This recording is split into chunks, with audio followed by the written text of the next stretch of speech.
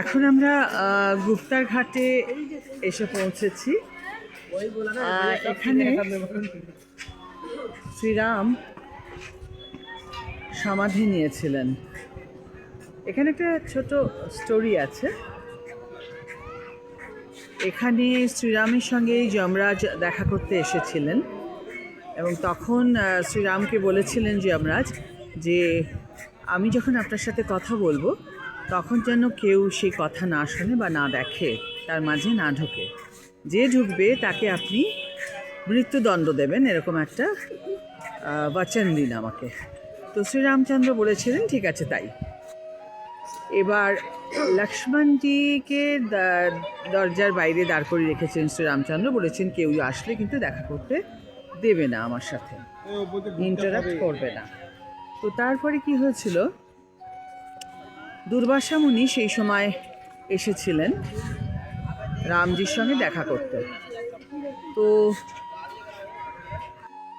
লক্ষ্মণজি তখন দুর্বাসা মুনিকে কিছুতেই দেখা করতে দেবেন না রামজির সঙ্গে, কি কেননা তিনি তার দাদাকে কথা দিয়েছেন যে কাউকে তিনি প্রবেশ করতে দেবেন না যতক্ষণ যমরাজের সঙ্গে কথা বলবেন উনি।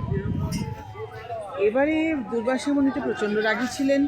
তিনি লক্ষ্মণকে বললেন যে যদি তুমি আমাকে না ঢুকতে দাও এক্ষুনি, তাহলে আমি তোমাকে তো শেষ করবই আর পুরো অযোধ্যা ধ্বংস করে দেবো। তখন লক্ষ্মণজি ভাবলেন যে আমি যদি ভেতরে ঢুকি, রামজি যেখানে যমরাজের সঙ্গে কথা বলছেন, তাহলে শুধু আমি শেষ হব। আর আমি যদি না ঢুকি, আমি যদি দুর্বাসা মুনিকে আটকাই, তাহলে কিন্তু আমার সাথে সাথে পুরো অযোধ্যা শেষ হয়ে যাবে। তাহলে আমার নিজেকে শেষ করা উচিত, অযোধ্যাকে নয়। তখন লক্ষ্মণজি দরজা খুলে শ্রীরামের ঘরে ঢুকে পড়েছিলেন। তো ন্যাচারালি রাম তো অবাক হয়ে গিয়ে তাকিয়ে রয়েছেন কী করে রামের কথা লক্ষ্মণ অমান্য করলেন। কিন্তু লক্ষ্মণ রামকে বললেন যে দাদা তুমি আমাকে মৃত্যুদণ্ড দাও। তো সবাই রামকে বোঝাচ্ছিলেন যে ছেড়ে দিন শ্রীরামজি, কারণ লক্ষ্মণ তো আপনার খুব প্রিয় এবং আপনার ছোট ভাই ঢুকে পড়েছে, ছেড়ে দিন, ত্যাগ করে দিন, তাহলেও তো ওর মৃত্যুদণ্ডেরই সমান হবে। কিন্তু লক্ষ্মণ রামকে প্রেশারাইজ করলেন। উনি বললেন যে শ্রীরামের বচন কখনো উল্লঙ্ঘন হবে এটা আমি চাই না। প্রাণ যায় পর বচন না যায়। তো লক্ষ্মণজি বলে যে তুমি আমাকে মৃত্যুদণ্ড দাও, নাহলে আমি শান্তি পাবো না, আমাকে তুমি মৃত্যুদণ্ড দিতেই হবে তোমাকে। বাধ্য হয়ে রামজি লক্ষ্মণজিকে মৃত্যুদণ্ড দিয়ে দেন। তখন লক্ষ্মণজি এই গুপ্তার ঘাটে প্রথম সমাধি নেন। তারপরে অবশ্য এখানে ভরত, শত্রুঘ্ন সবাই এখানে সমাধি নেন। শ্রীরামজিও এখানে সমাধি নেন এবং নিজের মানব জীবন সমাপ্তি করে নিজের ধামে ফিরে যান। এই হচ্ছে এখানকার ছোট্ট একটি স্টোরি। আজ আমরা এসেছি সেই তীর্থস্থানে। मैं यहाँ का पुजारी हूँ। अच्छा। तो लोग यात्री टूरिस्ट जो आते हैं अच्छा। उनको बताते हैं महात्म यहाँ का, अगर कहते हैं तो पूजा पाठ भी करा देते हैं। अच्छा। हाँ, एक मरतबा प्रेम से बोलो जय श्री राम। जय श्री राम। सरजू मैया की जय। सरजू मैया की जय। सबसे बड़ी चीज ये है यहाँ पे, सबसे बड़ा महत्व ये लिखा है मोक्षदायिनी। हाँ, मोक्षदायिनी। या। और ये राम लक्ष्मण जानकी का राज दरबार है जो अच्छा। सामने वो बड़ा ओके। ये मेन मंदिर है भगवान का, जो अच्छा। हाथ में न अस्त्र है न शस्त्र। अच्छा। यही मंदिर विश्व का पहला मंदिर है जो अच्छा। भगवान के हाथ में न अस्त्र है न शस्त्र है। अयोध्या में भगवान सब त्याग करके तब यहाँ पे आए थे, ना कुछ लाए थे भगवान, ना कुछ लेकर गए। अच्छा। ये ऐसा मंदिर। और दूसरी चीज ये है कि ये दक्षिण है और ये उत्तर है। यहाँ पे दक्षिण से उत्तर को सरजू जी बहती है, उत्तर वाहिनी है। अच्छा। उल्टी दिशा बहती है 3-4 किलोमीटर में। अच्छा। और यही जा करके हमारे अयोध्या में पश्चिम से पूरब बहती है, वहाँ सीधा बहती है, यहाँ उल्टा दिशा बहती है। तो भगवान जो है सबसे पहले माता सीता जी अपने शरीर को त्यागी थी। कानपुर के रास्ते में वाल्मीकि आश्रम पड़ता है, एक गांव पड़ता है भिटुल, वहाँ पे माता जी धरती में समा गई थी। अब अयोध्या में राम घाट के बगल में लक्ष्मण घाट है, वहाँ लक्ष्मण जी अपने शरीर को त्यागे थे सरजू जी में, तो शेषनाग के अवतार हो गए थे। बचे राम जी, भरत जी, शत्रुघ्न जी, हनुमान जी। तो भगवान किस महीने में आए थे? सुवार के महीने में, जो हम लोग अपने पितरों को श्राद्ध करते हैं, तर्पण पितृपक्ष में भगवान आए थे यहाँ। जब आए तो पहले सरजू मैया का चरण स्पर्श किया, माथा लगाया उनको। और ये दक्षिण दिशा है, हमारे पितृ लोग रहते हैं, भगवान पितृ लोग में आए। जैसे सवेरे उठ के हम सूर्य भगवान को जल देते हैं, वैसे भगवान ने दक्षिण दिशा अपने पितरों को जल दिया था। जल देने तर्पण किए थे, मतलब जल दिए। उसके बाद बालू का पिंड बना करके भगवान ने रेत का अपने माता पिता के नाम पिंडदान किया। क्यों किया? माता सीता जी गया में कर रही थी, भगवान साथ में थे, वो अकेले कर रही थी, इसलिए भगवान ने नहीं माना कि जिसके 4 पुत्र हो आप कैसे कर सकती, इसलिए भगवान ने नहीं। तो यहाँ पर तर्पण किए, पिंडदान किए। करने के बाद सरजू जी का जल लेकर के गऊ का चरण धुले, परिक्रमा किए। जब इनकी पूंछ उठाकर मस्तक पे लगाए तो भगवान की ब्रह्म हत्या खत्म हो गई।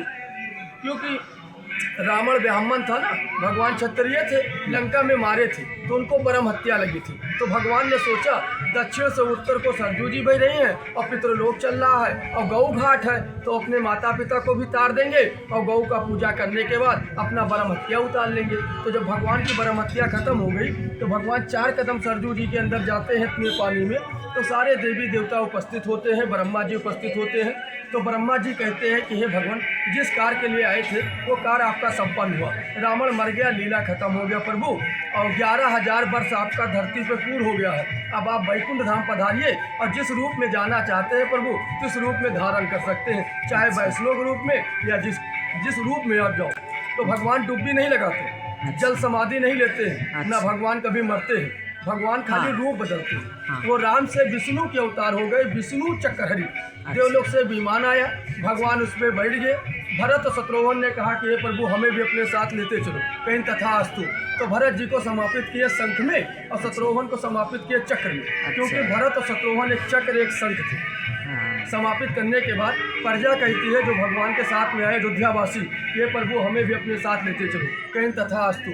तो ब्रह्मा जी से कहते हैं विष्णु भगवान, ये ब्रह्मा जी, ये सब देवता है, हमारे साथ अयोध्या में लीला करने आए थे, इनको भी आप वैकुंठ धाम पहुँचाइए, अपने अपने योनि में सब पहुँच जाएंगे, कहीं जैसे प्रभु आज्ञा आपकी। तो ब्रह्मा जी कहते हैं कि हे अयोध्यावासियों, राम राम करते जाओ और सरजू में प्रवेश करते जाओ। तो राम राम करते गए, सरजू में प्रवेश करते गए, सब देवता के रूप में आते गए, भगवान के पीछे पीछे जाने लगे।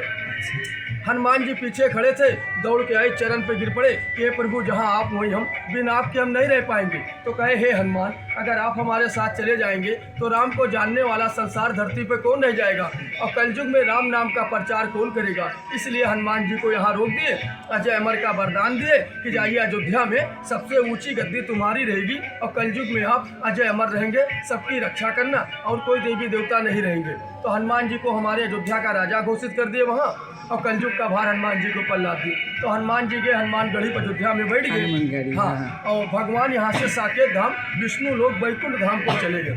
हनुमानगढ़ी हमारे वहाँ के माननीय पुजारी जो है, हम लोग के जो है गुरु हैं राजू दास जी, वहाँ पर रहते हैं, वहाँ के मेन महंत हैं वहाँ पे हनुमानगढ़ी पे जो है, हाँ वहाँ के मेन महंत। तो इसीलिए भगवान आए थे राम के रूप में, गए हैं विष्णु के रूप, विष्णु चक्र है। इसके विषय में कहे हैं तुलसीदास कि कल्पकोट काशी बसे, कल्पकोट काशी बसे, मथुरा बसे 1000 और एक लिमिट सरजू बसे, तूने न तुलसीदास।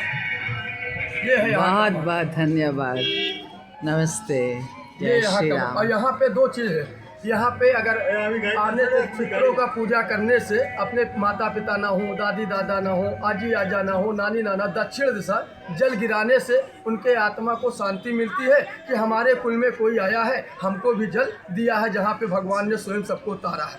और गौ का पूजा करने से हमारे घर में सुख शांति बनती है और हमारे पितृलोक बैतरनी पार होते हैं, बैतरनी पार किया जाता है पूजा करने से, और पितृदोष से हमको कम होता है, पितृदोष खत्म होता है। हाँ, यहाँ पूजा करने से ये 2 चीज़ का बहुत महत्व है। अच्छा, ठीक है, नमस्ते जी, जय श्री राम। শ্রীরামের তিরোধানের এই স্থান, এই পবিত্রতা, এই নির্মলতা, এই সৌন্দর্য অনুভব করার জন্য আজ আমরা এসেছি সেই তীর্থস্থানে।